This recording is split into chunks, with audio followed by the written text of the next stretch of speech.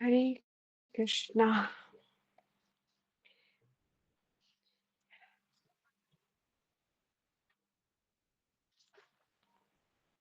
Okay, चलिए। एक second में कोई बुक रख लेती हूँ। तो हम किस कॉन्टेक्स्ट में पढ़ रहे थे, पता था आपको? कहाँ पे, कैसे, किसके बीच कन्वर्सेशन चले? कोई बता सकता है आप लोगों में से कोई? नहीं, सारा फ्लश आउट हो गया माता जी, क्या करें, है ना? कलयुग का प्रभाव है। कोई बात नहीं। लेकिन हुआ ये था, चैतन्य महाप्रभु और कन्वर्सेशन चल रही किसके किसके साथ चल रही है पता है आपको? सर्वभौम भट्टाचार्य के साथ। एक बार देख लेते हैं। ऐसे मेरे ख्याल से सर्वम भट्टाचार्य के साथ उनकी कन्वर्सेशन चल रही है, जिसमें वो उन्हें वेदांत सूत्र की के बारे में बताते हैं, है ना? चैतन्य महाप्रभु को बताते हैं कि आप वेदांत सूत्र पढ़िए। तो वेदांत वेदांत सूत्र की क्लासेस दे रहे होते हैं। किसे? चैतन्य महाप्रभु को। कौन? सर्वभौम भट्टाचार्य। तो हम पीछे से आ जाते हैं, 1 मिनट पीछे से रिवीजन कर लेते हैं।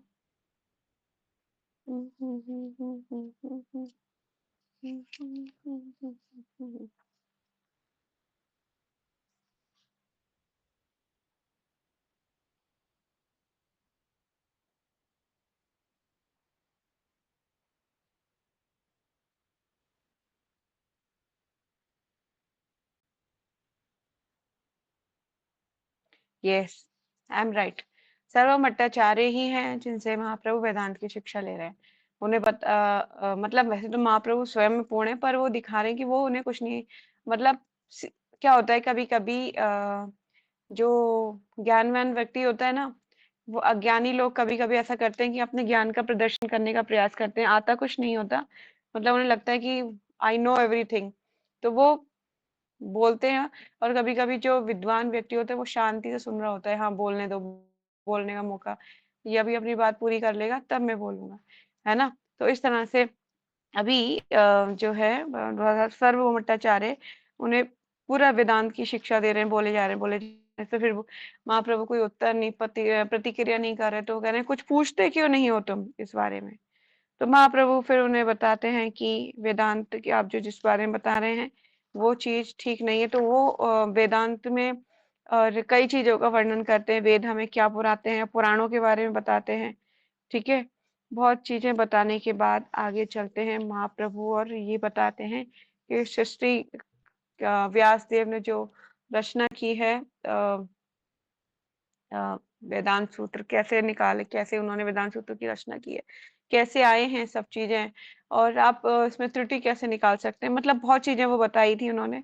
और कुछ शक्तियों के बारे में बताया था कि 3 प्रकार की शक्तियां भगवान की हैं। जैसे कि यहाँ पे बताया गया था कि अपरा शक्ति और पराशक्ति और तटस्था शक्ति, है ना? ये 3 शक्ति हैं। तो जीव कौन से कैटेगरी में आते हैं? हम जीवात्मा। यस, तटस्था शक्ति में आती है जीवात्मा। वो तट पे रहती हैं, इसीलिए कभी वो जो है अ, कभी क्या होता है, कभी तो हम शुद्ध सत्व में आ जाते हैं और कभी हम जो है रजोगुण में आ जाते हैं, या हम, तो इसलिए तट पे रहती हैं, कभी इधर गिरती है कभी उधर गिरती हैं, इसीलिए तो पतन होता है। ठीक है, इसलिए कहते हैं तटस्थ शक्ति। लेकिन जीवात्मा जो भगवान जो मतलब कहते वैसे भागवतम जब आप पढ़ो कहीं कहीं पे ये भी लिखा हुआ है कि जीवात्मा भगवान की जो है पराशक्ति है, पराशक्ति है। ठीक है, तो वो भी गलत नहीं है। आप कहोगे माता जी दोनों सही कैसे हैं, पराशक्ति कैसे हो सकती है जीवात्मा? पर पराशक्ति ऐसे है क्योंकि वो भगवान का अंश है ना, इसीलिए। क्योंकि वो मतलब माया के प्रभाव में आके हो सकता है वो तट पर है ना? पर लेकिन अगर वो भगवान की जैसे प्रैक्टिस करे, कोई जीवात्मा अगर भगवान तक पहुंचने का प्रयास करे, तो वो उस शुद्ध होते होते होते होते भगवान की पराशक्ति में प्रवेश कर जाएगा। ठीक है, तो धीरे धीरे कहीं पे ऐसी चीजें कॉन्टेक्स्ट में लिखी हुई हैं तो वो भी गलत नहीं कहीं ठहराई जा सकती हैं, शास्त्रों के अनुसार वो भी ठीक है। यस, चलते हैं आगे। तो पेज नंबर 30, आगे महाप्रभु क्या बोलते हैं सुन लेते हैं। मायावाद संप्रदाय, शिला प्रभुपाद, शिला गुरुदेव की जय। मायावाद संप्रदाय के माया के मिथ्यावाद के सिद्धांत की वकालत इस आधार पर की जाती है कि सृष्टि उत्पत्ति का सिद्धांत परम सत्य में विकार का कारण बनेगा। यदि ऐसा है तो व्यासदेव असत्य हैं। इससे बचने के लिए उन्होंने बड़ी ही कुशलता पूर्वक मिथ्या माया का सिद्धांत ढूंढ निकाला। लेकिन ये जगत या विराट सृष्टि मिथ्या नहीं है जैसा कि मायावादी मानते हैं। केवल इसके स्थायी अस्तित्व नहीं होता। कोई अस्थायी वस्तु निरी मिथ्या नहीं कहला सकती। लेकिन ये धारणा कि भौतिक शरीर आत्मा है निश्चित ही असत्य है। भौतिक शरीर आत्मा हो ही नहीं सकती, क्योंकि शरीर तो डे बाय डे जो होता है उसमें विकार आने लगते हैं, है ना। ठीक है, विकार आने का कारण क्या है? उसके अंदर आत्मा है। अगर उसको मतलब अगर आत्मा उस शरीर से निकल जाती है तो वो यूजलेस हो जाता है ना। जिस तरह से अगर किसी एग्जांपल के आप तो सुनो, अगर मैं आपको एक मोबाइल फोन गिफ्ट करूं और मैं आपको बोलूं कि आपको सिम कार्ड नहीं मिलेगा, आपको उसको ऐसे ही चलाना है, इसमें कुछ नहीं चलेगा बिना सिम कार्ड, आपको मिलेगा ही नहीं कुछ, तो आपको यूजलेस लगेगा फोन। क्या यूजलेस है, इससे बात भी नहीं कर सकते, इसमें कुछ भी नहीं चलता, है ना। इसी तरह से शरीर, जब इस शरीर में से आत्मा निकल जाती है तो वो यूजलेस हो जाता है, किसी काम का नहीं होता। अब ये बताइए कि प्रेम की परिभाषा लोग देते हैं, love is a first sight, है ना, बोलते हैं ना। तो प्रेम किससे होता है, बताइए जरा। शरीर से प्रेम करते हैं लोग, है ना। शरीर से दिखाते हैं कि हम शरीर से प्रेम करते हैं। आप इस चीज को मानते हैं ना कि शरीर से प्रेम करते हैं लोग, मानते हैं, ठीक है। अब मैं आपको शरीर दे देती हूँ, सिर्फ एक बॉडी दे देती हूँ जिसके अंदर आत्मा नहीं है, क्या प्रेम करोगे? या किसी को मैं बोलूं कि अगर तुम्हें शादी करनी है, मैं एक सुंदर लड़की की डेड बॉडी देती हूँ, शादी कर लो, करेगा वो? नहीं। क्यों नहीं करेगा? हिलडुल नहीं रही है ना, मूवमेंट नहीं कर रही है। अब मूवमेंट करेगी तो ठीक है, मूवमेंट नहीं कर रही है, हिलडुल नहीं रही है, तो उसको डेड बॉडी चाहे कितनी भी सुंदर सुंदर से सुंदर ऐश्वर्या राय क्यों ना हो, उसको नहीं चाहिए वो, ठीक है। लेकिन कहने का मतलब ये है कि जो जो चेतना है, जो शरीर को चलाने वाली आत्मा है, उसी के निकल जाने पर सुंदर से सुंदर चीज भी वेस्ट हो जाता है ना, शरीर किस काम का फिर। तो ये बोल रहे हैं कि आत्मा है, ये धारणा है कि भौतिक शरीर आत्मा है, निश्चित ही असत्य है। आत्मा है ही नहीं भौतिक शरीर, ठीक है, वो तो चेंज कर जाएगा, आत्मा तो देहांतर कर जाती है अलग शरीरों में, ठीक है। तो इसीलिए प्रेम की परिभाषा को गलत तरीके से प्रेजेंट करी जाता है भौतिक संसार में, वो गलत है। प्रेम का अर्थ होता है कि हमारे इस बॉडी लेवल से ऊपर की परिभाषा, ठीक है। जैसे कि प्रेम भगवान के साथ किया जाता है ना, भगवान के साथ, वो प्रेम की असली परिभाषा है। ना कि ये नहीं कि शरीर के लेवल पे प्रेम कर रहे हो, अच्छी दिख रही है तो अच्छा प्रेम हो रहा है, और कल को वो चली गई, मतलब अगर कोई किसी की डेथ हो जाती है, फॉर एग्जाम्पल कोई लड़का लड़की है, उसमें से किसी की भी डेथ हो जाती है, तो वो अगले पल ही मतलब वो उसका 1 साल का भी वेट नहीं करते, वो दूसरी शादी कर लेते हैं, है ना। क्यों कर लेते हैं? कहाँ गया प्रेम?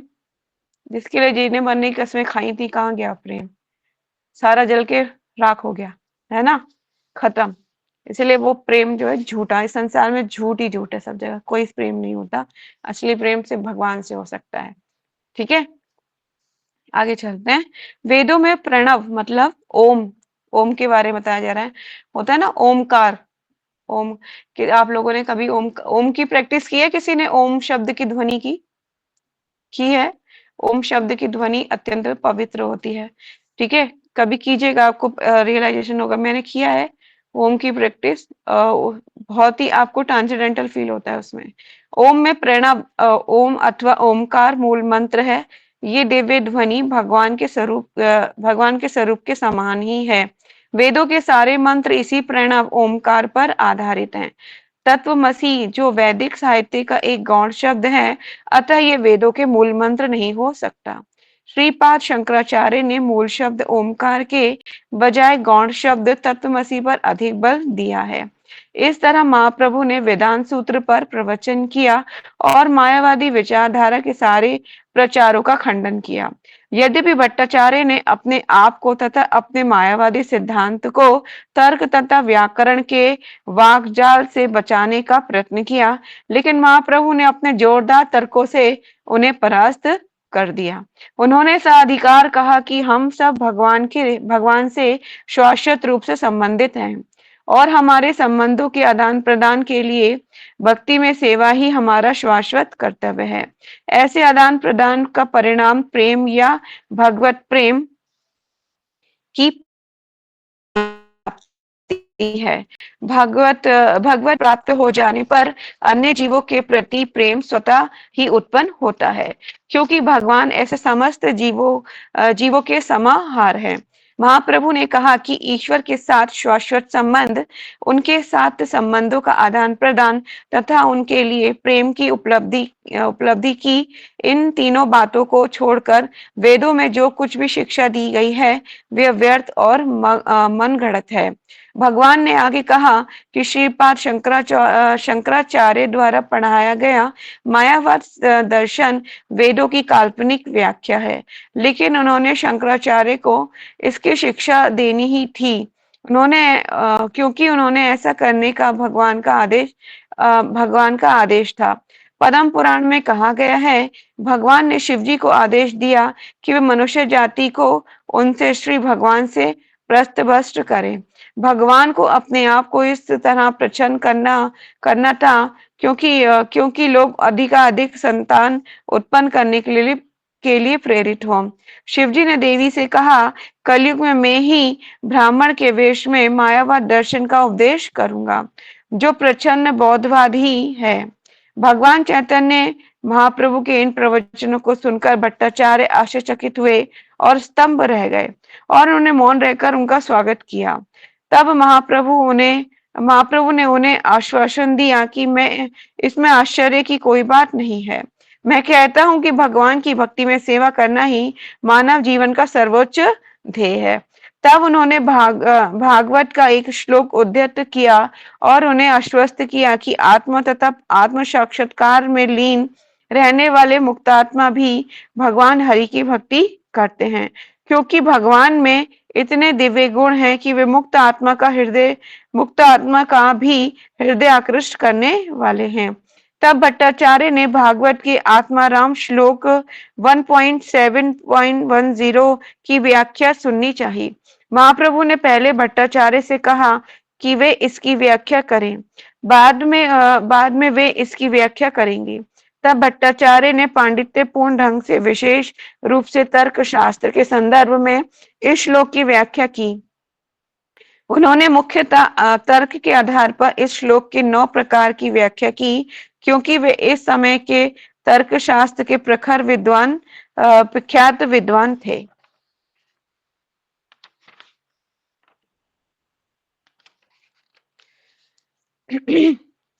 भट्टाचार्य को सुनने के बाद महाप्रभु ने श्लोकों की पांडित्यपूर्ण व्याख्या के लिए उन्हें धन्यवाद दिया।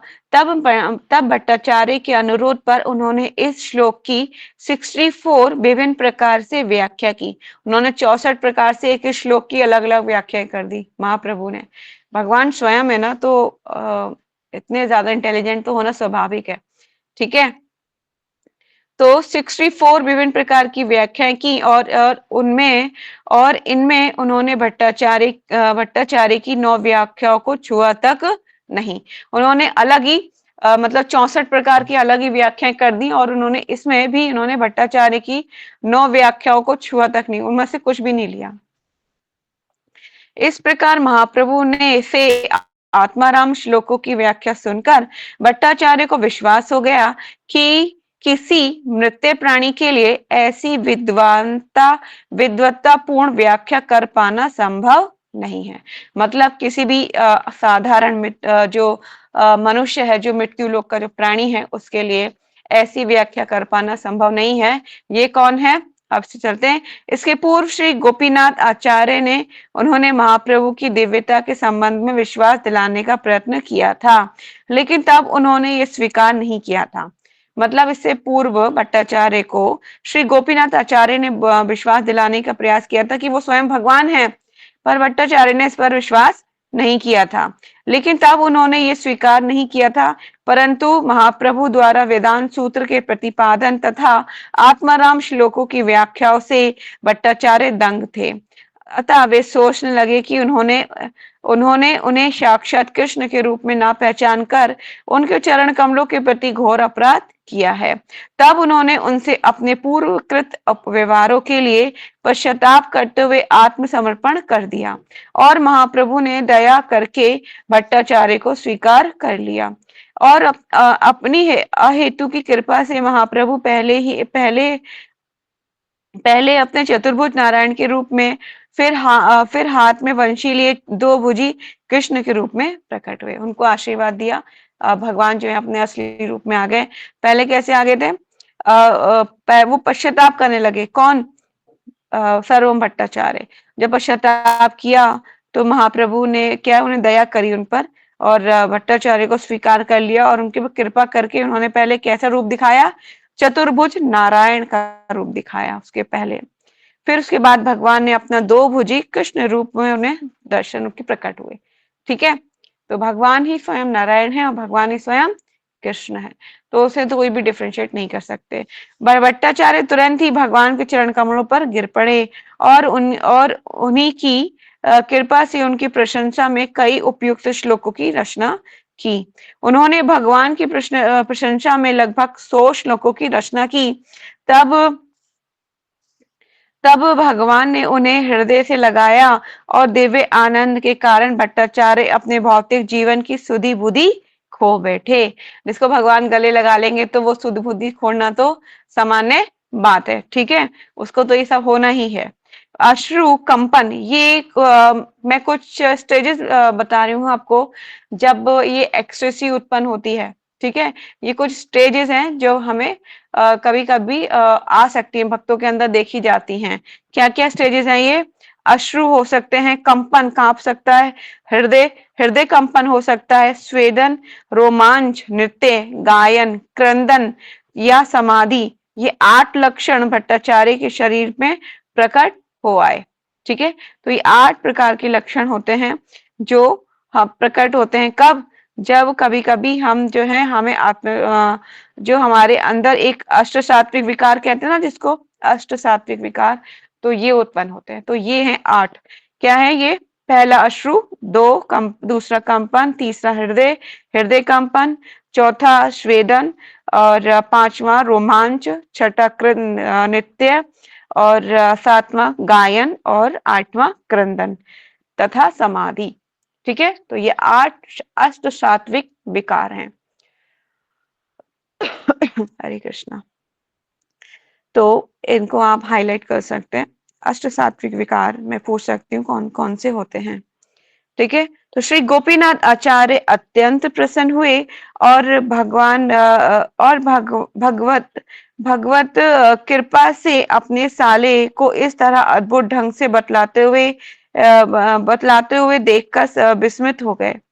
भगवान की प्रशंसा में भट्टाचार्य द्वारा रचित 100 उत्तम श्लोकों से निम्नलिखित 2 श्लोक सर्वाधिक महत्वपूर्ण हैं। इन्हीं में भगवान के जीवन कार्य का सार भी है। क्या है वो 2 श्लोका? हिंदी में उसका अर्थ लिखा हुआ है। मुझे उन भगवान की शरण में जाने दो जो अभी भगवान श्री चैतन्य महाप्रभु के रूप में प्रकट हुए हैं। वे करुणा के सागर हैं और वे अब भौतिक विरक्ति, ज्ञान तथा भक्ति में सेवा सिखाने के लिए स्वयं अवतरित हुए हैं।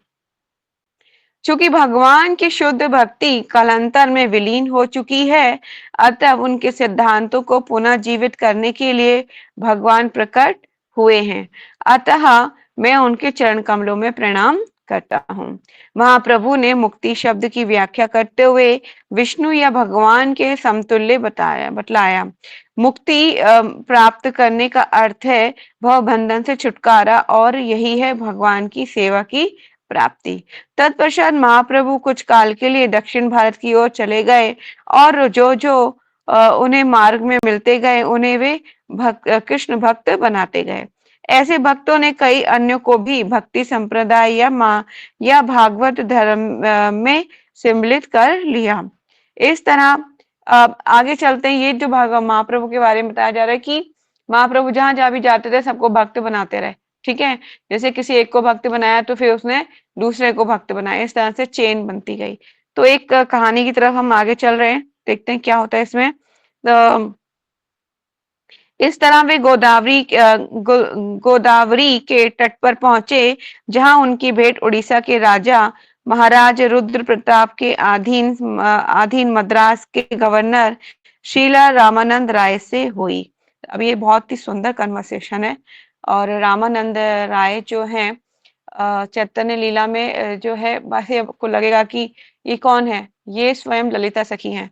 ठीक है, जो अभी भगवान की लीला, देखिए भगवान ने संन्यास लिया हुआ है तो सारे के सारे जो है मेल फॉर्म में आए हुए हैं, जैसे कि राधा रानी गदाधर के रूप में आई हुई है ना। तो अगर कोई भी फीमेल रूप में आते तो फिर वो भगवान तो उनसे नहीं मिल सकते थे, क्योंकि स्वयं सन्यासी उन्होंने धारण किया था, संन्यास आश्रम। ठीक है, तो अब वो है, आगे चलते हैं क्या है कन्वर्सेशन। बहुत सुंदर कन्वर्सेशन है, इससे बहुत सारे लेक्चर्स भी आप लोगों ने सुने होंगे। चलते हैं आगे। तो श्री रामानंद राय से उनकी भेंट हुई। रामानंद राय के साथ उनकी वार्ताएं दिव्य ज्ञान की उच्चतर अनुभूति के लिए अत्यंत महत्वपूर्ण है। उनके संवाद से एक पुस्तिका बनती है। यद्यपि हम यहाँ पर इस संवाद का सारांश दे रहे हैं। क्या हुआ था, दोनों के बीच कुछ कन्वर्सेशन है, तो उसका सारांश यहाँ पर प्रस्तुत किया जा रहा है। यद्यपि वे श्री रामानंद राय बाह्य रूप से सामाजिक स्तर पर ब्राह्मण से निम्न जाति के थे, किंतु वे स्वरूपसिद्ध व्यक्ति थे, वे सन्यासी नहीं थे। और इसके अतिरिक्त वे राज्य के उच्च प्रशासन अधिकारी थे।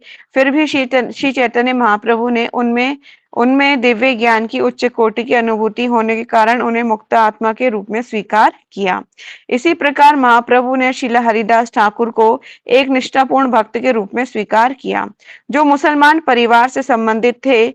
और इसके अतिरिक्त महाप्रभु के अनेक महान भक्त हुए, जो विभिन्न संप्रदाय या जातियों से थे। महाप्रभु की एकमात्र कसौटी थी कि किसी व्यक्ति विशेष की भक्ति में सेवा का स्तर। वे मनुष्य की बाह्य वेशभूषा की परवाह नहीं करते थे, तो उन्हें तो केवल आंतरिक आत्मा या उसके कार्यकलापों से सरोकार रहता।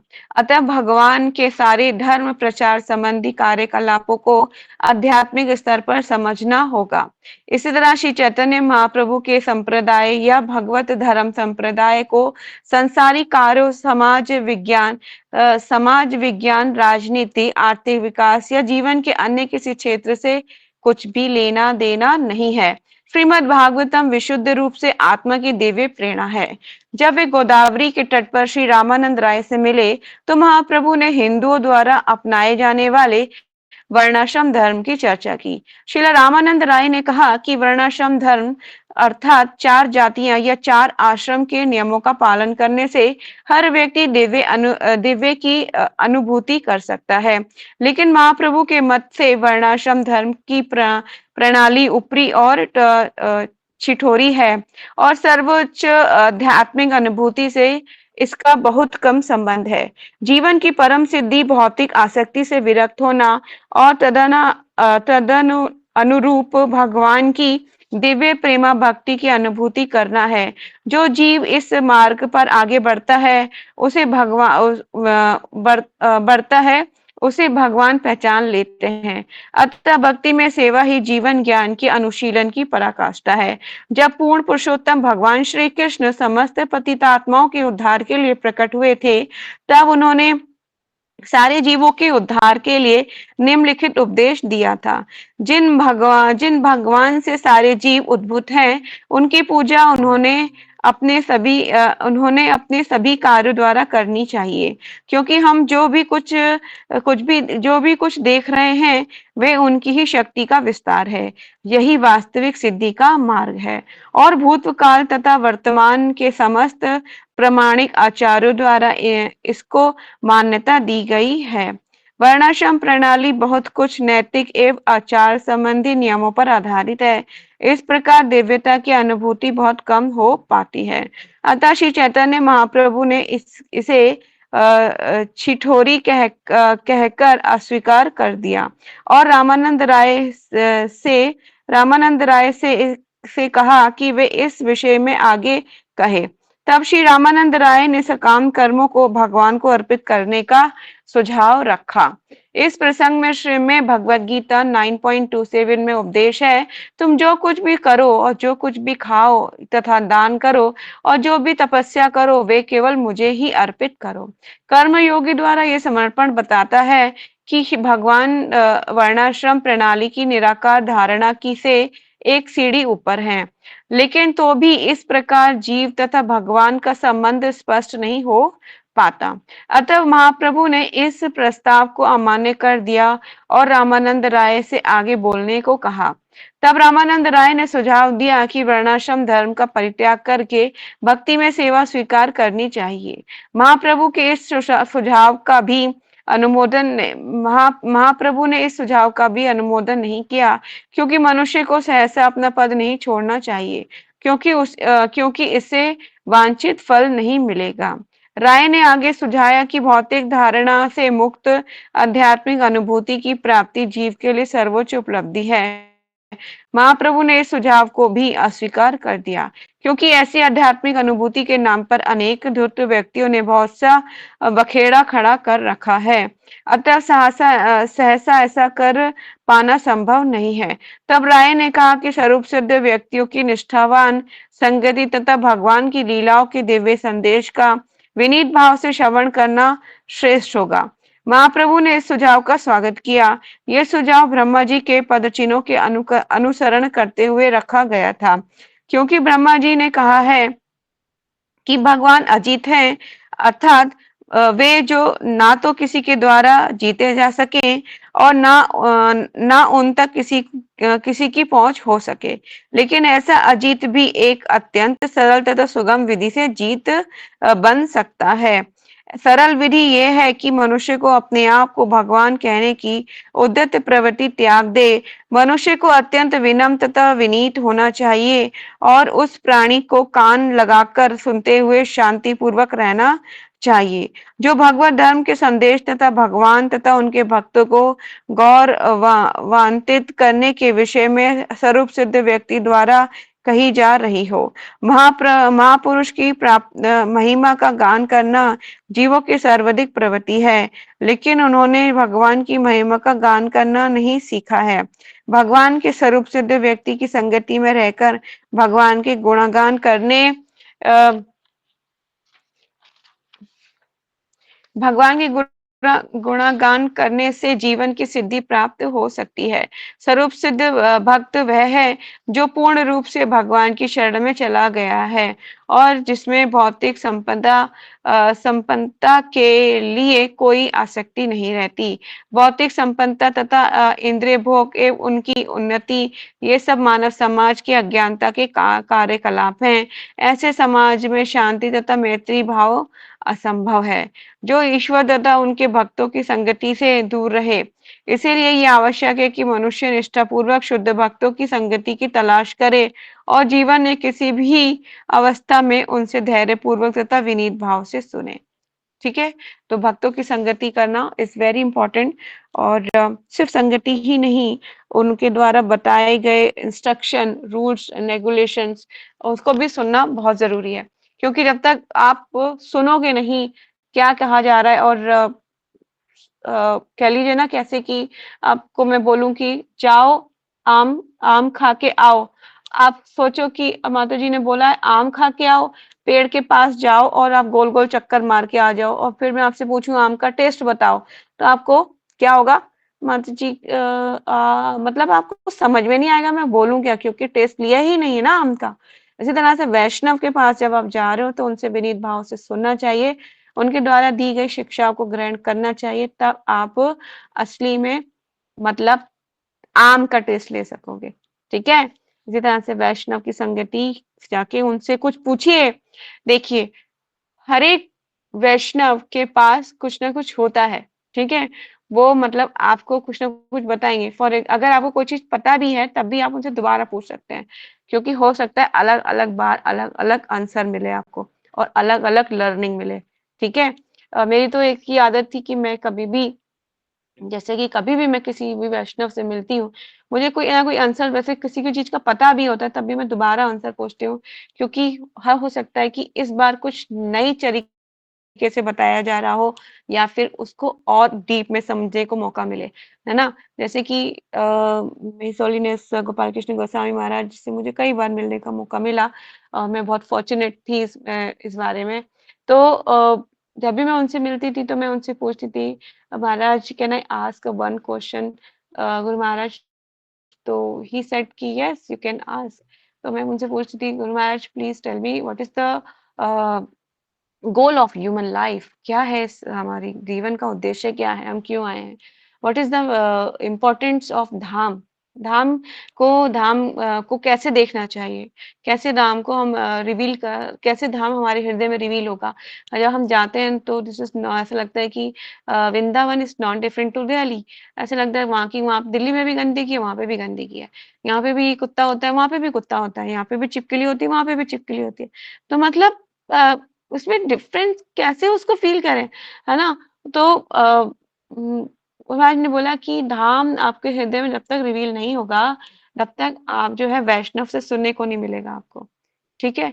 तो वैष्णवों से सुनना जब सुनेंगे आप और धाम की महिमा के बारे में सुनेंगे, तब धाम रिवील होगा। धाम में जाके धाम के अपराधों को ना कीजिए, तब धाम रिवील होगा, ठीक है? और ये अभी आपको जो वृंदावन दिखता है सर, क्या बोलते हैं इसे, भौम वृंदावन, ठीक है? तो ये मटीरियली आपको ऐसा रिवील होगा। लेकिन धीरे-धीरे, धीरे-धीरे जैसे-जैसे आप भक्ति में प्रोग्रेस करेंगे, जैसे-जैसे आपका हृदय का मार्जन होगा, उसी उसी के अनुपात में आपको धाम आपके हृदय में रिवील होगा और आपको एक्चुअल में दिखना शुरू होगा कि हाँ, ऐसा है, ऐसा है। ठीक है? तो this is very important to वैष्णव के पास जाइए, उनसे पूछिए, उनको उनके पास बहुत खजाना होता है, बहुत, बहुत, बहुत। मैं तो ये जानती हूँ कि एक्चुअली मेरी मम्मा ने हमेशा एक चीज़ बोली थी और वो प्रिंसिपल हमारी स्पिरिचुअल लाइफ में भी एप्लीकेबल होता है। वो प्रिंसिपल ये है कि आपको सीखने के लिए अगर किसी छोटे से छोटे व्यक्ति से भी सीखने को मिले ना, झाड़ू लगाने वाले से भी, यहाँ तक कि सीखने को मिले तो सीख लेना चाहिए। ठीक है? अच्छी चीज़ है, बैड चीज़ें नहीं, अच्छी चीज़ है। तो सीखने की प्रवृत्ति, अच्छी चीज़ों को ऑब्ज़र्व करना और अपने ये भी बोला था कि अ, अपनी गुड क्वालिटीज़ को कभी नहीं छोड़ना चाहिए, है ना? गुड क्वालिटीज़ क्या-क्या होती है? बहुत सारी गुड क्वालिटीज़ हो सकते हैं कि आप बड़ों को जवाब नहीं देते, है ना? और बड़ों के साथ डिसरिस्पेक्ट नहीं करनी चाहिए कभी भी। आप आपको आपको मतलब अगर आपको किसी ने गलत-सलत बोला, तो आप अगर उसको गलत-सलत बोल दोगे तो आप फिर ये क्यों मतलब ये क्यों कंप्लेंट करोगे कि फिर ये कंप्लेंट करना वेस्ट है कि उसने मुझे गलत बोला था, है ना? फिर ये कंप्लेंट क्यों कर रहे हो? जब आपने पलट के जवाब दे दिया, तो मतलब आप भी उसी कैटेगरी में आ गए ना। तो इसीलिए अगर आप खुद ही हथियार ले लोगे और फिर बोलो कि मुझे पिटाई लगी थी, तो सामने वाला तो ये बोलेगा आपके हाथ में भी तो डंडा था, आपने भी तो प्रहार किया, फिर आप ये कैसे कह सकते हो कि उसने मुझे मारा, आपने भी तो वैसे ही किया ना। तो आप both are the same level, ठीक है? तो वैष्णव के पास जाते हैं तो हमें सीखना चाहिए, इसीलिए यहाँ पर बहुत जोर देके इस बात को बोला जा रहा है। चलिए, तो मैं कहाँ पे थी, एक बार इसको दोबारा पढ़ लेते हैं। यस। स्वरूप सिद्ध भक्त वह है जो पूर्ण रूप से भगवान की शरण में चला जाता है और जिसमें भौतिक संपन्नता के लिए कोई आसक्ति नहीं रहती। भौतिक संपन्नता तथा इंद्रिय भोग एवं उनकी उन्नति ये सब मानव समाज में अज्ञानता के कार्यकलाप हैं। ऐसे समाज में शांति तथा मैत्री भाव संभव है। जो ईश्वर तथा उनके भक्तों की संगति से दूर रहे, इसीलिए ये आवश्यक है कि मनुष्य को निष्ठापूर्वक शुद्ध भक्तों की संगति की तलाश करे और जीवन की किसी भी अवस्था में उनसे धैर्यपूर्वक तथा विनीत भाव से सुने। आत्म साक्षात्कार के मार्ग में किसी मनुष्य का उच्च तथा निम्न जीवन पद बाधक नहीं होता, लेकिन एक ही बात जो करनी है वे है नियमित रूप से स्वरूप सिद्ध व्यक्ति से सुनना। बहुत फोकस किया जा रहा है इस बात पे, सुनना सुनना सुनना, संगति संगति, ठीक है। बहुत बहुत बहुत इसे hearing is a very important, बहुत इंपॉर्टेंट है हियरिंग। सिर्फ चैंटिंग से आपको कहते हैं ना मेडिसिन अधूरी ली जाएगी तो पूरा काम नहीं करेगी। इसे हियरिंग, रीडिंग, कहते हैं ना एक सब्जी को बनाने के लिए सिर्फ आप नमक डाल दो, क्या सब्जी कंप्लीट है? नहीं कंप्लीट है। आपको उसी के अनुपात में सब कुछ डालना पड़ेगा। फॉर एग्जाम्पल कि अगर कोई भी डिश बनानी है तो आपको सब्जी बनाने के लिए नमक, हल्दी, मिर्ची सब कुछ का एक प्रोपोर्शनेट एक रेशियो बना के उसको मार डालना पड़ता है, ठीक है। और मैं बोलूं जाके डिश बना के लेके आप बोलो मात्र नमक डाल दिया बस मैंने और कुछ नहीं डाला, तो स्वाद आएगा? नहीं आएगा, ठीक है। इसी तरह से भक्ति में जीवन में भी चैंटिंग काम तो कर रही है, बहुत इंपॉर्टेंट है चैंटिंग, लेकिन सिर्फ चैंटिंग इज नॉट इनफ, ठीक है। आपको आगे नहीं ले जा पाएगी। फॉर एग्जाम्पल कि मैं आपको बोलूं कि देखो डीटी वर्शिप ऐसे किया जाता है, सिर्फ कर लिया, आपको बताने के लिए प्रैक्टिकल नॉलेज देनी है, आपने सीख तो लिया, पर क्यों करते हैं, कैसे करते हैं, क्या करना चाहिए, क्या नहीं करना चाहिए, ये तो पता है नहीं है आपको, है ना। ये आपने सुना ही नहीं मेरे से, सिर्फ आपने एकदम नकल कर ली उस चीज की, और बाकी का आपने सीखा ही नहीं कि क्यों करते हैं, इसका नियम क्या है, इसको क्या करना चाहिए, इसकी इंपॉर्टेंस क्या है, इसको कैसे रखना है, सब कुछ चीजें है ना। वो तो सीखना पड़ेगा ना आपको, नकल करने से अकल नहीं आती, सबसे इंपॉर्टेंट बात है। स्कूल में भी हमने बचपन में सीखा था कि नकल करोगे ना तो नकल करने वाले को कभी अकल नहीं होती, उसको पता नहीं होता कि क्यों करा जा रहा है, ठीक है। इसलिए नकल नहीं करनी चाहिए। आपको क्या करना चाहिए उसके बारे में सुनिए, अच्छे से प्रैक्टिकल नॉलेज लीजिए, वो अप्लाई कीजिए, ठीक है। ये नकल नहीं कहला जाती, इसको कहा जाता है कि लर्निंग, ये आप सीख रहे हो, ठीक है, ये नकल नहीं होती, ठीक है। नकल में और जो सीखने में बहुत डिफरेंस होता है, बहुत अलग अलग, ठीक है। तो इसलिए हम जैसे कि मैंने भी कुछ चीजें सीखी हैं, पर लेकिन मैं उसको ये नहीं कहूंगी कि मैंने नकल करी है, ठीक है। मैंने उसको अपने तरीके से जो मेरे मैं अप्लाई कर सकती हूँ, मैंने उस फॉर्म में वैष्णव से सीख के उनके इंस्ट्रक्शन को फॉलो करके किया है, ना कि मैंने ये सिर्फ एज इट इज की सब कुछ मैं ऐसे ही कर पाऊंगी, ये तो मेरे लिए भी संभव नहीं है। डीटी होम डीटीज वर्शिप के लिए घर के जो डीटीज होते हैं उनके लिए रूल्स अलग होते हैं, मंदिर के डीटीज के लिए जो अलग रूल्स होते हैं, इसलिए सबके लिए अलग, सारी सब चीजें एक ही फ्रेम में फिट नहीं होती हैं, ठीक है। इसलिए नकल नहीं करनी है और क्या करना है, सीखना है, ठीक है, लर्निंग करनी चाहिए। इसलिए मैंने आप लोगों को बोला था डीटी वर्शिप कोर्स कीजिए, आपको वहां पे एक एक चीज को अच्छे से समझाया जाएगा कि आचमन कैसे करना है, और डीटीज के आप पास जाएंगे, भगवान सुबह मंदिर में ऑल्टर में जाते हैं, पहले भगवान को प्रणाम किया जाता है, कृष्णा आप उठ जाइए, अगर मंत्रा नहीं आते हैं तो आपको हिंदी में बोलना है कि आप कृष्णा उठ जाइए, उठाइए भगवान को, कुछ खिलाइए पहले, फिर उनको आरती कीजिए, सब कुछ ये प्रोसेस होता है ना, ये बताया जाता है, लर्निंग है, ये नकल नहीं है। बहुत फर्क है नकल में और सीखने में। चलिए आगे चलते हैं। यस, तो क्या करना है हमें, स्वरूप सिद्ध व्यक्ति से सुनना है। अध्यापक अपने उन पूर्ववर्ती आचार्यों के पद चिन्हों पर चलकर जिन्होंने परम सत्य का साक्षात्कार किया है, वैदिक साहित्य के विषय में भाषण दे सकते हैं। भगवान चैतन्य श्री चैतन्य महाप्रभु ने आत्म साक्षात्कार की इस सरल विधि की संस्तुति की है, जिससे सामान्यतः भगवत धर्म कहा जाता है।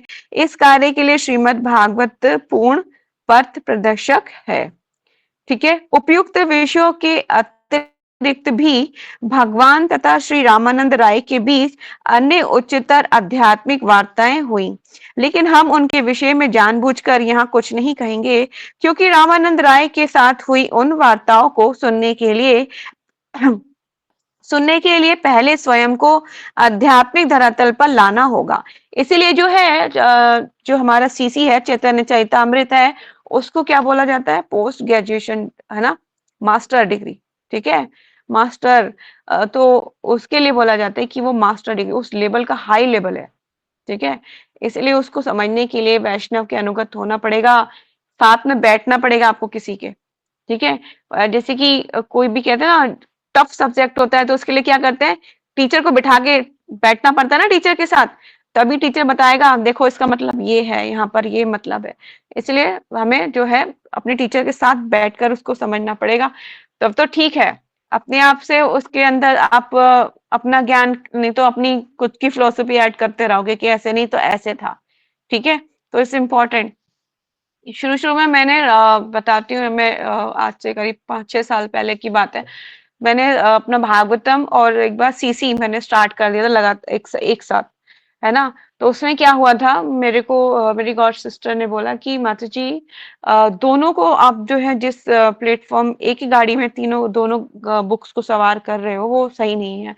ऐसे ना आपको एक भी फिलॉसफी क्लियर नहीं होगी। इसलिए you can select first Prabhupada books आप फिनिश हो चुकी हैं आपकी, तो उसके बाद आपके भागवतम को स्विच कर सकते हो, फिर पढ़िए, ठीक है? तो मैंने जस्ट फॉलो हर the instruction and then complete my Bhagavatam, then I will start my CC, ठीक है? तो मैं बताया आपको यकीन नहीं आएगा, सीसी की मैं एक फर्स्ट बुक कंप्लीट कर चुकी थी उस टाइम पे। फिर मैंने सीसी को छोड़ा, बहुत दुःख हुआ मुझे सीसी को छोड़ने में, क्योंकि वो इतनी इंटरेस्टिंग है और उसके उसमें बंगाली श्लोकास हैं तो बहुत मज़ा आता है उसको पढ़ने में। क्योंकि छोटी-छोटी कॉन्टेक्स्ट को पढ़ने में ना बहुत एन्जॉय करते हैं हम, और बड़ी-बड़ी फिलॉसफीज़ और बड़ी-बड़ी चीज़ों को पढ़ने थोड़ा-सा कम इंटरेस्ट आता है। तो मुझे फर्स्ट कैंटो पढ़ने में नींद बहुत आती थी। बहुत नींद आती थी, मैं बहुत बुक पे ही सो जाती थी। जैसे हम अवलीला प्रभु जी बोलते हैं ना, बुक पे ही सो जाती। तो मैं ऐसा हुआ है कई बार, मैं बुक पे ही फर्स्ट कैंटो में मुझे बहुत नींद आई थी और मैं बुक पे ही सो गई, और जब मेरी आँख खुलती थी तो मैं देखती थी रात के 1:30 बज रहा है और मैं भागवतम के फर्स्ट कैंटो पे ही उसे हक करके सो रही हूँ। सो रही हूँ उसके ऊपर ही, क्योंकि मोटा सा है ना, तो जब मेरी आँख खुलती थी तो मैं देखती थी सब लाइट जल रही है, मेरा नाइट लैंप भी जल रहा है और बुक खुली हुई है और हाथ में मेरे पेंसिल है और मैं सो गई बुक के ऊपर ही। तो इस तरह से मतलब ऐसा होता है ना, ऐसी माँ की गोदी में आके बच्चा सो जाता है, ऐसी फीलिंग आती थी भागवतम फर्स्ट कैंटो को देख के। ठीक, एनीवेज चलिए थोड़ी सी गॉसिप हो गई, आगे चलते हैं। तो मतलब आध्यात्मिक धरातल पर होना होगा उसको, तभी उसको रामानंद राय बता रहे हैं प्रभुपाद जी, तब उसको ये वार्तालाप समझ में आएगी। हमने अन्य पुस्तक श्री भगवान श्री चैतन्य महाप्रभु का शिक्षामृत में श्रीला रामानंद राय के साथ हुई वार्ता की प्रस्तुति की है। आपने टीचिंग्स ऑफ लॉर्ड चैतन्य पढ़ी है तो आपको उसमें इन दोनों की वार्ता की आपने पढ़ा होगा। इस भेंट के अंत में भगवान ने श्री रामानंद राय को सलाह दी कि वे नौकरी से अवकाश प्राप्त करके पूरी आ जाएं, जिससे दोनों साथ साथ रहकर दिव्य संबंधों का आस्वादन कर सकें। कुछ काल के बाद श्री रामानंद राय सरकारी नौकरी से मुक्त हो गए और जब उन्होंने राजा से पेंशन प्राप्त कर ली तो वे पूरी स्थित अपने निवास स्थान पर लौट आए, जहां पर वे भगवान के सबसे विश्वस्त भक्तों में से एक बने। पुरी के एक अन्य महाशय भी थे जिनका नाम था शिखी महिती था। वे भी रामानंद राय की भांति अत्यंत विश्वास पात्र थे। महाप्रभु पुरी में 3 या 4 संगियों के साथ आध्यात्मिक विषयों पर गुह्य बातें करते थे। इस तरह उन्होंने आध्यात्मिक समाधि में 18 वर्ष बिता दिए। और तो उनकी बातें उनके निजी सचिव श्री दामोदर गोस्वामी द्वारा लिखी जाती रहीं और उनके 4 घनिष्ठम भक्तों में से एक थे। मतलब जो वार्ताएं हो रही हैं वो उनके दामोदर गोस्वामी जो है नोट करते जा रहे हैं, ठीक है? कितना इंपॉर्टेंट है ना ये, अगर हमें कैसे प्राप्ति होती फिर शास्त्रों की, है ना? महाप्रभु ने भारत के सारे दक्षिणी भाग की विस्तृत यात्रा की। महाप्रभु के महान संत तुकाराम को महाप्रभु ने दीक्षा दी। संत तुकाराम ने महाप्रभु से दीक्षा ग्रहण करने के बाद संपूर्ण महाराष्ट्र प्रदेश को संकीर्तन आंदोलन के से अपलावित कर दिया। उनकी दिव्य प्रवाह आज भी महान महान भारतीय प्रायद्वीप के दक्षिण पश्चिम भाग में चालू है। महाप्रभु ने दक्षिण भारत से 2 अत्यंत महत्वपूर्ण प्राचीन ग्रंथ खोज निकाले। ये हैं ब्रह्म संहिता महाप्रभु ने क्या किया था, कुछ प्राचीन ग्रंथों को खोज की थी। कौन कौन से ग्रंथ थे ये? ब्रह्म संगीता और कृष्ण करुणा अमृत। ठीक है, ये दो ग्रंथ महाप्रभु ने खोजे थे। It's very important, you can highlight और मार्क, वेरी इंपॉर्टेंट। ये दोनों ग्रंथ भक्ति मार्ग के हर व्यक्ति के लिए प्रामाणिक हैं। कृष्ण करुणा अमृत बहुत इंपॉर्टेंट है। एक बार ये बुक को हम जब सीसी के बाद ही आप पढ़ सकते हैं इसको, क्योंकि अभी प्रामाणिक नहीं है। अब हमें इंस्ट्रक्शन नहीं है हमारे सीनियर से इसको पढ़ना। ठीक है, ब्रह्म संगीता तो हम पढ़ सकते हैं, पर अभी कृष्ण करुणामृत के लिए अभी नहीं बोला जाता पढ़ने के लिए। ये दोनों ग्रंथ भक्ति मार्ग के हर व्यक्ति के लिए प्रामाणिक हैं। महाप्रभु दक्षिण भारत का भ्रमण करने के बाद पुनः पुरी लौट आए। ठीक है, उनकी पुरी लौटने पर महाप्रभु के समस्त उत्सुक भक्तों को मानो जीवन दान मिल गया और महाप्रभु वहां अपनी दिव्य अनुभूति की लीलाएं करते रहे। इस अवधि की सबसे महत्वपूर्ण घटना थी महाप्रभु द्वारा राजा प्रताप रुद्र को आकर मिलने की अनुमति देना। राजा प्रताप रुद्र भगवान के महान भक्त थे। वे अपनी गणना भगवान के उन भक्तों में करते थे जिनका काम जिनका काम मंदिर की साफ सफाई करना था। राजा ये विनयशील स्वभाव श्री चैतन्य महाप्रभु को बहुत भा गया। राजा ने भट्टाचार्य तथा राय दोनों से अनुरोध किया कि वे महाप्रभु से उनकी भेंट कराने की व्यवस्था करें। कौन सा राजा था ये? राजा प्रताप रुद्र। ठीक है, ये जो है बहुत ही मतलब महाप्रभु से बहुत उत्सुक थे उनसे मिलने के लिए, पर ना महाप्रभु उनसे मिलना नहीं चाहते थे, क्योंकि महाप्रभु कोई भी ऐसे लोगों से नहीं मिलते थे तो जो भौतिकता में लुप्त हो, है ना। और राजा होने के कारण उन्हें लगता था कि ये व्यक्ति जो है अपनी इंद्रिय तृप्तियों में लगा रहता है, इसको नहीं मिलना। तो महाप्रभु की कुछ टर्म एंड कंडीशन थी किसी से मिलने थे। ठीक है, तो भट्टाचार्य राजा ने भट्टाचार्य या रामानंद तथा रामानंद दोनों से अनुरोध किया कि वे महाप्रभु से उनकी भेंट कराने की व्यवस्था करें। लेकिन जब उनको उनके दो सर्वोच्च भक्त भट्टाचार्य राय ने उनकी सिफारिश की तो उन्होंने इस अनुरोध को सीधे अस्वीकार कर दिया। महाप्रभु का कहना था कि सन्यासी के लिए सांसारिक अर्थ प्रिय पुरुषों तथा स्त्रियों से घनिष्ठ संबंध में आना घातक है। महाप्रभु आदर्श सन्यासी थे, अतः कोई भी स्त्री उन्हें नमस्कार करने के लिए उनके पास नहीं जा सकती थी। यस, कोई भी स्त्री कैसे जा सकती है सन्यासी के पास? तो नहीं, बिल्कुल नहीं। हमें सन्यासियों के चरण भी स्त्रियों को नहीं छूने चाहिए, इस अलाउड नहीं है। कभी भी ऐसे ऑफेंस मत करिएगा। ठीक है, कभी भी किसी के चरण, वैष्णव के चरण बिना उनकी परमिशन के नहीं छू सकते। ठीक है, तो किसी के भी चरण नहीं छूने चाहिए जब तक आपको परमिशन ना दे वो छूने की। ठीक है, तो आप वैष्णव के कभी भी किसी के चरण, क्योंकि पता नहीं उनका लेवल क्या है, और वो कोई भी वैष्णव अपने चरण छुआते भी नहीं है।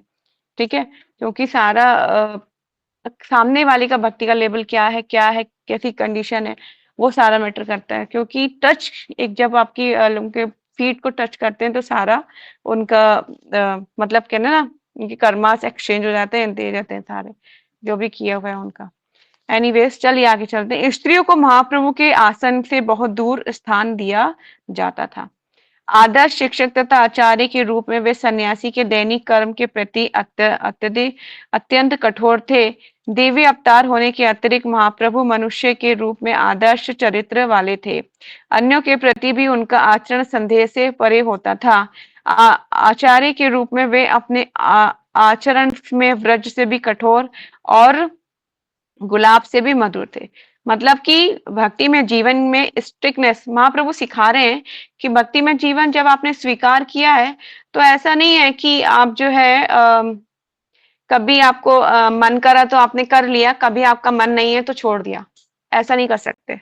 ठीक है, तो ऐसा करने से क्या होगा, आप स्टेबल कभी नहीं हो पाओगे। फिर तो ऐसा लगेगा कि आप जैसे कि आपको मटेरियल भी चाहिए और आध्यात्मिक भी चाहिए। जब आपको अपना पैर जब आपको आगे बढ़ना होता है तो क्या करते हो, आप अपना राइट लेग आगे बढ़ाते हो ना, फिर क्या करते हो, पीछे का लेग क्या रखा रहने देते हो? आपको भी उठाना पड़ता है ना आगे करने के लिए। तो उसी तरह से जब आपको भक्ति में जीवन में आगे आना है, तो पीछे से पैर उठाना पड़ेगा, मतलब अपनी मटेरियली लाइफ को छोड़ना ही पड़ेगा, और कोई रास्ता ही नहीं है। दोनों हाथों में लड्डू नहीं मिल सकते कि मुझे मटेरियली भी चाहिए और स्पिरिचुअली भी चाहिए। एक ही चीज आपको मिल सकती है। ठीक है, तो ये पैराग्राफ कंप्लीट कर लेते हैं, फिर वाइंड अप करेंगे। उनके पार्षदों में से एक छोटे हरिदास ने क्या हुआ था, एक देखिए भी कहा, एक लर्निंग है कि कैसे स्ट्रिक्टनेस रहनी चाहिए अपने आदर्शों पे, अपनी भक्ति में जीवन में। ये नहीं कि अच्छा ठीक है चलता है कोई बात नहीं, नहीं, स्टिकनेस इज वेरी इंपॉर्टेंट। उनके पार्षदों में से एक छोटे हरिदास ने एक युक्ति पर क्रूर दृष्टि से देखने की भारी भूल की। परमात्मा होने के कारण महाप्रभु छोटे हरिदास के मन की काम वासना को ताड़ गए। उन्होंने तुरंत ही उन्हें अपनी संगति से निकाल दिया, और फिर वे कभी नहीं स्वीकार किया। यद्यपि हरिदास की इस भूल को क्षमा करने के लिए महाप्रभु से याचना की गई। बाद में छोटे हरिदास ने महाप्रभु के साथ छूटने के कारण आत्महत्या कर ली, और इस तरह आत्महत्या का समाचार महाप्रभु को सुनाया गया। उस पर भी महाप्रभु उसका अपराध नहीं भूले थे, और उन्होंने यही कहा कि उससे उचित दंड मिला है। ठीक है, तो छोटा हरिदास ने जो उसमें स्टोरीज में मैंने एक बार लेक्चर में सुना था, छोटे हरिदास ने कोई अपराध नहीं किया था। उसने क्या हुआ था, जैसे कि कोई माता से उसने क्या किया था, कुछ वो लिया था, कुछ महाप्रभु के लिए उसने कुछ कुकिंग करने के लिए एक माता से अनाज लिया था। तो सिर्फ एक बार देख लिया था उसको, मतलब कहते हैं ना कि कोई कुछ दे रहा है तो उनको देखा उन्होंने, और देखने के बाद हृदय में सिर्फ एक थोड़ी सी भावना ही आई थी। इस पर ही महाप्रभु क्रोधित हो गए थे, उन्हें निकाल दिया था। कहने का मतलब ये है कि स्ट्रिक्टनेस बहुत इंपॉर्टेंट है। ठीक है, भक्ति में जीवन में। तो आज हम यही पढ़ेंगे, इतना ही पढ़ेंगे। Any question you can ask, और हम नहीं तो फिर वाइंड अप करें। हम्म।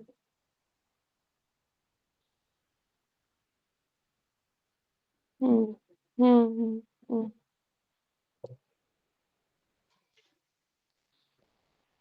राधा रानी देखिए, भगवान के जहां भी भगवान आएंगे उनको तो आना ही है ना। शक्ति जहाँ जहाँ पे शक्तिमान होगा वहां शक्ति तो होनी ही चाहिए ना। कैसे होगा फिर, भगवान उनका होना तो इम्पोर्टेंट है। शक्ति और शक्तिमान को कभी अलग नहीं किया जा सकता। इसलिए जब भी भगवान आते हैं उनके साथ उनकी शक्ति भी आती ही है। जैसे कि अनेक अवतारों में ऐसा हुआ है। आप देख लीजिए, भगवान श्री राम के साथ सीता जी थी, है ना। और जब भगवान स्वयं अपने पूर्ण अवतार में आए थे भगवान श्री कृष्ण, तब राधा रानी थी। इसी तरह से जिस कोई भी अवतार क्यों ना हुआ हो, कि तो उनकी शक्ति जो थी उनके साथ ही आती है। ठीक है, तो ऐसा नहीं है कि उनको अलग किया जा सके। तो श्रीमती राधा रानी ने जब देखा कि अब मेरे को भी जाना है, तो फिर क्योंकि हृदय तो ले चुके हैं अब वहां पे भगवान, अपना हृदय लेके गए। तभी राधा रानी बोली अगर मैं स्त्री फॉर्म में जाऊंगी तो भगवान जो है मुझे मतलब संग नहीं मिल पाएगा, मुझे भगवान की सेवा नहीं मिल पाएगी। तो फिर वो पुरुष रूप में अवतरित होती है। तो शास्त्र का सारे इसके प्रमाणित हैं बहुत। जो सीसी आप पढ़ना शुरू करेंगे ना, जब बाल पहले आपका सब आगे बढ़ेंगे भक्ति में जीवन में, सीसी पढ़ेंगे ना, तब आपको ये सारी चीजों को और रिवील होंगी और समझ में आएंगी। ठीक है, तो उनका तो होना ही इम्पोर्टेंट था। कैसे सेवा होगी, उनको भी तो सेवा करनी है ना, वो तो शक्ति है ना भगवान की। तो शक्तिमान से शक्ति कभी अलग नहीं होती, उनको तो आना ही है। इसी तरह से भगवान की लीलाओं में सब लोगों का पार्टिसिपेशन रहता है, सब लोगों को रहना जरूरी होता है। जैसे राजा चलता है तो क्या राजा अकेला चला आएगा क्या? नहीं, राजा के साथ उसकी प्रजा वजा सब कुछ, उसके सेक्रेटरी वेक्रेटरी, उसकी वाइफ वाइफ सभी आएंगे ना, अकेले कैसे आएगा, है ना। आप देखिए ना, किसी मिनिस्टर को भी बुलाना है तो उसके साथ कितने सारे बॉडी गार्ड्स, ये वो गाड़ियां वाड़ियां हॉर्न वॉर्न सब बजाती हुई सब आती है नहीं आती है। तो इस तरह से मटेरियल, जैसे जैसे मटेरियल को चीजें हमें यहाँ दिखती है, स्पिरिचुअली भी उतनी ही ये पूरी भगवान को भाई भगवत्ता है, उनका पूरा सिस्टम है, उसको तो उनको करना ही है, वो तो होगा ही होगा। तो शक्तिमान के साथ शक्ति तो होगी ही होगी। ठीक है, एनी मोर क्वेश्चन?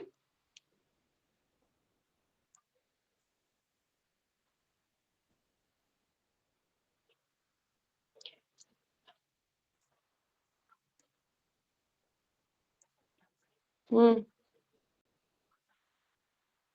हुँ। ये सारे नियम हैं, ये नियम है और रखने की इसके पीछे सबसे बड़ी इम्पोर्टेंट तो ये है कि स्त्रियाँ कंटैमिनेटेड होती हैं, ठीक है? कंटैमिनेटेड होती हैं एवरी मंथ, पता है ना आपको? जैसे कंटैमिनेटेड होती हैं तो और तो उनको उसी तरह से अनु उसके बोला जाता है कि सन्यासों से बिल्कुल दूर रहने के लिए बोला जाता है, कि दूर रहिए, है ना? अब ज़्यादातर तो अब ये देखिए कि अब भक्ति में जीवन में स्टेजेस में कितनी कितनी इम्पोर्टेंस है। मतलब कुकिंग भी करनी होती है ना, कुकिंग भी करनी होती है भगवान के लिए, तो बोला जाता है कि साफ-सुथरा ब्राह्मण दीक्षित होना चाहिए, गायत्री करना, शुद्धिकरण होनी चाहिए, 3 बार स्नान करना है ना? ब्राह्मण इनिशिएटेड होना चाहिए, भगवान के लिए कुकिंग करनी है। तो इस स्टैंडर्ड बहुत हाई है, बहुत हाई स्टैंडर्ड है। सन्यासी के भी लिए भी बहुत जीवन में स्टैंडर्ड हाई है। वो किसी स्त्री के हाथ का तो बिल्कुल नहीं खा सकते, ठीक है? और खास तौर से उसका जो है कंटैमिनेटेड है, बिल्कुल भी नहीं। तो मतलब कभी किसी का पता है या नहीं है, तो उसमें रिस्क लेने से अच्छा है कि उससे दूरी बताया गया शास्त्रों में कि दूर रहे, स्त्रियों से तो बहुत दूर रहना चाहिए। ब्रह्मचर्य आश्रम में ही बता दिया जाता है कि दूर रहिए स्त्रियों से, तभी तो फोकस कर पाएंगे अपने जीवन भक्ति में जीवन में। लेकिन देखिए हर स्टेज में अलग अलग स्टेजेस होती हैं। हर आश्रम के लिए अलग अलग रूल्स रेगुलेशंस भी होते हैं, ठीक है? और सन्यासी के लिए बहुत ही स्ट्रिक्ट है। वो 3 दिन से ज्यादा किसी जगह पे रुक नहीं सकते, आसक्ति हो जाएगी फिर उस जगह से, फिर लगेगा कि यहीं पे बहुत आराम मिल रहा है, इतने लोग चाहने वाले हैं, इतने लोग फॉलोअर्स हैं, मैं यही नहीं क्यों रह जाऊं। पर शास्त्र बोलते हैं कि एक सन्यासी को रुकने की भी परमिशन नहीं है ना? इट्स वेरी वेरी, आप जब देखें श्रीमद् भागवतम पढ़ेंगे ना, तो मैं आपको थोड़ा डीप में पढ़ाऊंगी सब सारे आश्रमों के बारे में, और सन्यासी, ब्रह्मचार्य, गृहस्थ, क्या क्या रूल्स एंड रेगुलेशन होते हैं, गृह मेधी कौन सा होता है, गृहस्थ आश्रम कौन सा होता है, everything Bhagavatam will be explain detailing, सबको डिटेल में एक्सप्लेन होगा, ठीक है? Any more question? हम्म,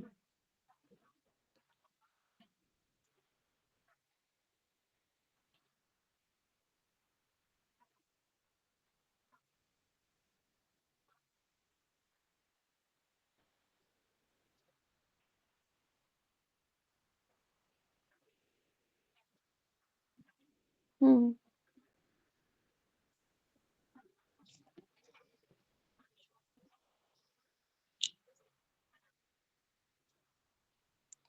नहीं नहीं, देखिए, जब कोई शादी होके कोई लड़की जाती है तो सास ससुर के पैर इसलिए बोला जाता है छूने के लिए, वो अब उन्हें माता पिता की वो दे रही है ना? पति के मतलब मेरे अब ये मेरे पति के माता पिता हैं और मेरे लिए पूजनीय हैं। ठीक है? और ऐसा बोला जाता है कि उस टाइम पे वो पैर छुएगी, उसका नियम है, उस जगह पे उसको छूना पड़ेगा पैर। वो माता पिता उसको आशीर्वाद देते हैं, है ना? ब्लेस करते हैं और आशीर्वाद जब मिलता है, तो वो आशीर्वाद, जो कोई चीजें देखिए, आशीर्वाद अगर मैं बोलूं आशीर्वाद दो, आशीर्वाद दो, आशीर्वाद दो, आप बोल तो दोगे हाँ हाँ हाँ, bless you, bless you, bless you, पर एक होता है हृदय से आशीर्वाद निकलता है, तुम खुश रहो सदा, भक्ति में जीवन में आगे बढ़ो। अगर कोई आपको ऐसा आशीर्वाद दे रहा है, माता पिता देखिए, स्त्रियों को माँ अपने जैसे कि शादी होके गई तो पैर छूने ही चाहिए उस टाइम पे, ठीक है? वहां पे वो कोई प्रॉब्लम नहीं होती। लेकिन भक्ति में जीवन में इसलिए बोला जाता है कि जैसे भक्त लोग आपस में पैर छू लेते हैं एक दूसरे के, है ना? कुछ होते हैं, कुछ को भी देखा भी होगा, आप देखोगे भी, तो होता है ऐसे आपस में पैर छू लेते हैं, और सामने वाला भक्त कर रहा है, उस देखो पैर छूने वाले को पता होता है कि ये भी बहुत शुद्ध भक्त है, इसका पैर छू लेती हूँ मैं, इसकी रज ले लेती हूँ मैं, लेते हैं भक्त लोग, रज ले लेते हैं सर पे, है ना? तो फिर जो है रज ले ली, क्योंकि सामने वाले की भक्ति ट्रांसफर हो जाए मुझको, ठीक है? लेकिन अगर किसी हाथ में दारू पकड़े हुए है और सिगरेट पी रहा है, तो तुम उसके पैर छुओगे आप? नहीं, नहीं पियोगे। नहीं ऐसा करोगे कि उसके पैर जाके छुआ, अरे ये तो इसके तो सारे कर्म मुझ पे ट्रांसफर हो जाएंगे, नहीं छुओगे। इसलिए देखिए, हर चीज का एक ना अलग कॉन्टेक्स्ट होता है, हर चीज की अलग परिस्थिति होती है। लड़की कोई शादी करके गई है, उसके अलग सरकमस्टांसेस हैं, उसको आशीर्वाद लेना है। आशीर्वाद आशीर्वाद के लिए मतलब झुकना पड़ेगा ना उसको। इसके लिए गुड क्वालिटीज आ रही हैं, गुड क्वालिटीज आ रही हैं वहां से। ठीक है, तो इसीलिए ये इम्पोर्टेंट है। और पैर छूने से तो बहुत बहुत शास्त्र तो हमारे ये एक तरीके का रिचुअल्स भी कह सकते हो आप, रिचुअल्स भी है। पैर छूने ही चाहिए उस जगह पर, लेकिन जहाँ पे प्रिस्क्राइब्ड है सिर्फ वहां पर, हर जगह पे नहीं, है ना। घड़ी घड़ी पता चले पड़ोसियों के भी पैर छू रहे हो, पड़ गए जी पैर ही पहना, है ना। वो नहीं करना, वो नहीं करना। पता चले पड़ोसी कहेगा मैं तो रोज ही पैर छुआऊंगी, तो मतलब इस तरह से उस लोग इसको गलत भी ले सकते हैं। जहाँ पे जिसके छूने हैं, उसी के ही छुओ। मतलब कहने का है कि जो प्रिस्क्राइब्ड है हमारे शास्त्रों में जितना बताया गया है, उतना ही कीजिए। ठीक है, अलग से अपने रूल्स एंड रेगुलेशंस मत बनाइए कि अब मैंने ऐसा बनाया है, वो बरार वाली आंटी है ना, उसके छूंगी मैं पैर। तो मतलब इस तरह से नहीं करना है। ठीक है, आप शादी होके जाएंगे, आप अपने इन लॉज के पैर छुइए, जो जो उनके घर के रिचुअल्स हैं वो फॉलो कीजिए, वो अच्छा है। ठीक है, लेकिन कर्मी लोगों के पैर छूने से फिर भी बचना चाहिए। कर्मी लोगों के पैर छूने से बचना ही चाहिए। उर्मिला माता जी तो बोलते हैं कि डोंट टच माय फीट। कभी कभी ऐसे कोई नए लोग आ जाते हैं ना, जय हो जय हो जय हो जय हो जय हो जय हो जय हो माता जी जय हो, तो माता जी बोल देती है हरे कृष्णा, नहीं नहीं नहीं, पैर पैर पैर नहीं, पैर नहीं, पैर नहीं। लेकिन अगर कोई भक्त है, कोई डिवोटी है, जैसे कि मैंने माता जी प्रभु जी के पैर छुए हैं और आए थे घर पे, तो मुझे मालूम है माता जी और प्रभु जी सब प्योर डिवोटी है ना, प्योर डिवोटी है। तो मुझे उनकी भक्ति ही ट्रांसफर होगी। जब मुझे मालूम है यहाँ सोने की खान है, तो मैं सोने की खान को बार बार छूंगी नहीं, छूंगी। और जब मुझे मालूम है ये टॉयलेट है, तो मैं उस टॉयलेट को जाके प्रणाम करूंगी क्या? नहीं। खुद को पता होना चाहिए, आप इतने इंटेलिजेंट तो होने ही चाहिए। ठीक है, कहाँ क्या करना है। Anyways, any more question? नहीं? तो ठीक है, यही वाइंड अप करेंगे, बाकी को कल कंटिन्यू करेंगे होपफुली। कल हाँ, भागवत गीता की क्लास है कल, तो भगवत गीता की। ठीक है, thank you so much joining. Hare Krishna. और थैंक यू सो मच, कल आप लोगों की ब्लेसिंग्स मुझे मिली, थैंक यू सो मच उसके लिए। और मैं बहुत खुश हुई आप लोगों की सुन के, मैसेज देख के।